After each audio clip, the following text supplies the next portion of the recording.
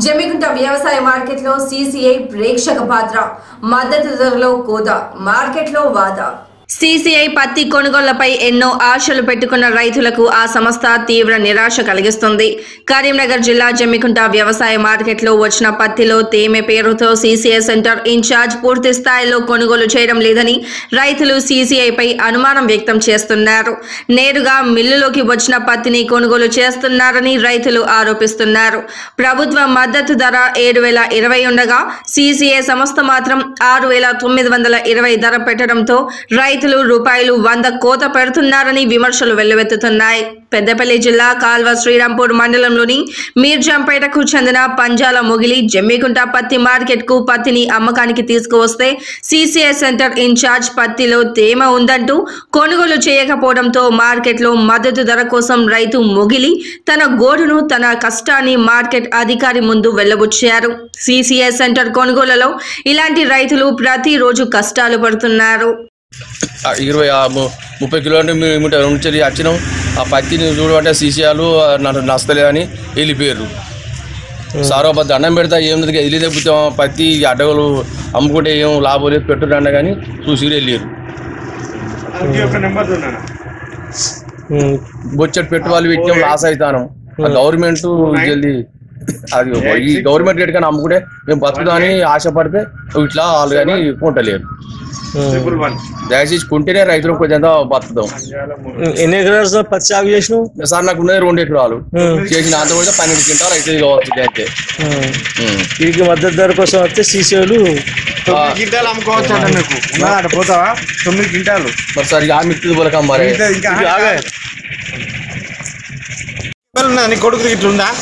కొడుకు తెలియదు సార్. ఆయన ఇంకా ఎవరి పేరు మీద మీ భార్య పేరు మీద ఇట్లుందా? అవునా గారు ఇప్పుడు అక్కడ ఉండ్రి. సరే ఆమె ఆధార్ కార్డు చెప్పు తీస్తా.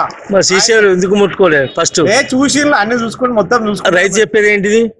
రైతు ఏమన్నా క్వాలిటీ లేదని చెప్పినట. అందుకోసానికి ఇప్పుడు మళ్ళీ నేను ఆధార్ కార్డు కొట్టినాక మిల్లు పంపిస్తా అని చెప్పిన. నువ్వు అంటే మద్దతు ధర వస్తుంది మిల్లు పోయినాక? మద్దతు ధర వస్తుంది. ఇదే ఇది నాది ఇదే సార్. మా కొడుకు ఆధార్ కార్డు లేదు ఇక్కడ. మీ భార్య ఉన్నదా? భార్య కానీ ఇచ్చాను. అమ్మది నెంబర్ చెప్పు. నెంబర్ చెప్తే ఆమెది కూడా వెళ్తే మిగతాది అమ్ముకుంటూ. కాదు నాన్న, నీ ఆధార్ కార్డు 9 క్వింటాలు వెళ్తానే. 9 క్వింటాలు అమ్ముకో. ఇంకా మిగతాది ఉన్నదంటే మీ అమ్మ ఇప్పుడు అది మీ భార్య పేరు మీద మేము కొడుకు పేరు మీద ఏమైనా ల్యాండ్ ఉంటే అది కూడా తీసి అమ్ముతా. చదువు రాదే. ఓ ఇప్పుడు నీ ఆధార్ కార్డు కొడితే నీకు మొత్తం వచ్చింది డాటా.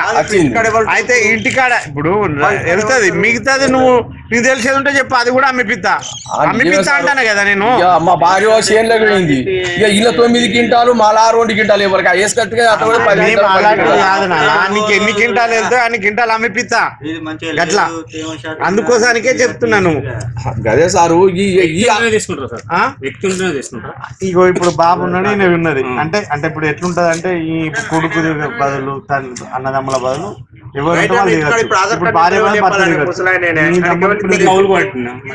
ఎవరు కౌలుకు పడితే నీ కౌలు నీ పేరు మీద తీసుకోవాలి.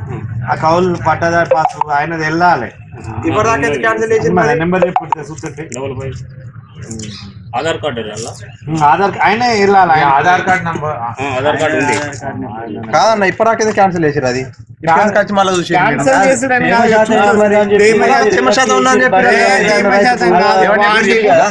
మంచిగా లేదని పోతారు.